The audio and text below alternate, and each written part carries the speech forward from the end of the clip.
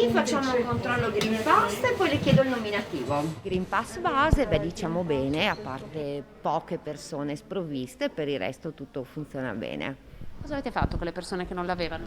Non abbiamo potuto farle accedere, anche perché è un Green Pass base, per cui hanno la possibilità di effettuare un tampone. Sono 5 le persone che alle 11:30 di questa mattina si sono presentate in anagrafe a Treviso senza Green Pass e per questo sono state invitate a tornare. Tutti stranieri, alcuni non in regola con il permesso di soggiorno. 2 persone ad accogliere gli utenti guidandoli nel percorso fin da mattina presto.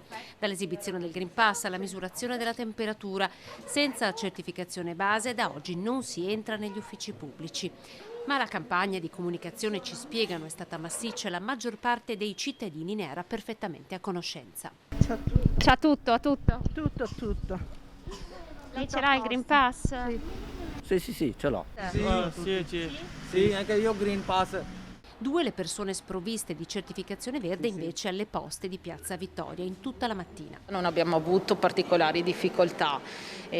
Qualcuno che non era in possesso del Green Pass ed è stato invitato a ripresentarsi. Insomma, si sono presentati tutti organizzati e attraverso il nuovo gestore attese abbiamo convalidato il famoso Green Pass. Green Pass scannerizzato direttamente dal lettore del totem, in caso di difficoltà si passava direttamente al controllo cartaceo allo sportello. Tutto bene, tutto veloce?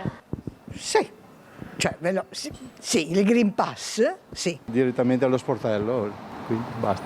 Quindi tutto bene? Tutto bene. Nessun rallentamento? No, tutto a posto. Grazie. Veloce.